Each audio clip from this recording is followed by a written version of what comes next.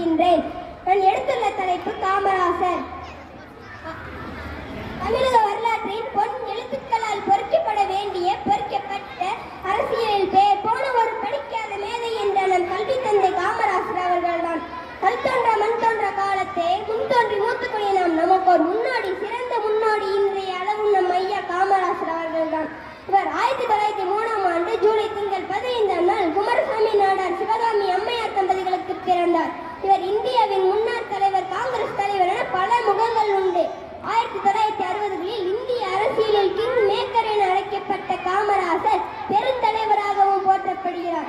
6 வயதிலேயே அரசியல் ஆர்வம், 6 வகுப்பு வரை படிப்பு இருந்த போதிலும் ஏழைகளுக்கு ஏன் கல்வி, ஏழை அவர்களுக்கு இல்லை மூளை என்ற பணக்காரர்களின் அளவுமான பேச்சை பொய்யாக்கி கல்வி சாலைகளை ஆயிரக்கணக்கில், அதாவது 17,000க்கும் மேற்பட்ட கல்வி சாலைகளை அமைத்து 10,000 ஏழைகளின் குழந்தைகள் கல்வி மலர வித்திட்டார்.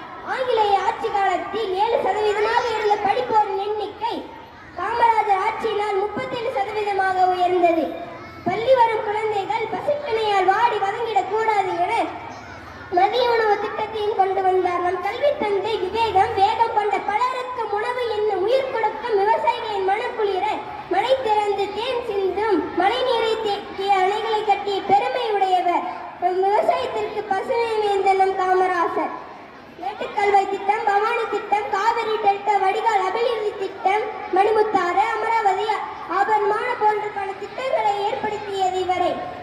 ஜனநாயகம் ஆட்சி செய்யும் அரசியலில் உண்மையான ஜனநாயக ஆண்டு கொண்ட ஆசானாவார்.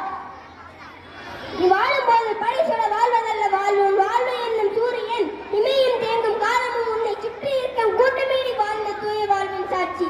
அதுபோல் இருந்த போதிலும் பகட்டான பணக்கார வாழ்வை துச்சமாக்கி கடைசி வரை ஏழை பங்காளனாய் 4 வேட்டி, மானத்தை மறைக்கும் துண்டு, கதர் சட்டைகளை மட்டும் தன் பெட்டியில் உடமையாக்கி கொண்டு இதுவரை நம் நம்பிக்கையையும் அன்பையும் ஒரு துளி குறையாத கண்ட கற்பு காந்தி, கர்ம வீரர், கல்விக்கண் கொடுத்த வல்லல் நம் காமராசர் என்று சொன்னால் அது மிகையாகாது. இவர் பிறந்ததால் தான் விருதுப்பட்டி விருதுநகரானது. ஏழைகளை துயரம் தொடக்கி ஆற்றின் நடுவே கயிறு வழி நடந்து மக்களை ஒரு சேர இணைத்து ஆட்சி செய்த ஒரே தலைவர் நம் காமராசர். அன்று தன் சட்டையில் விழுந்த கிளி சிலை துண்டு போட்டு மறைத்து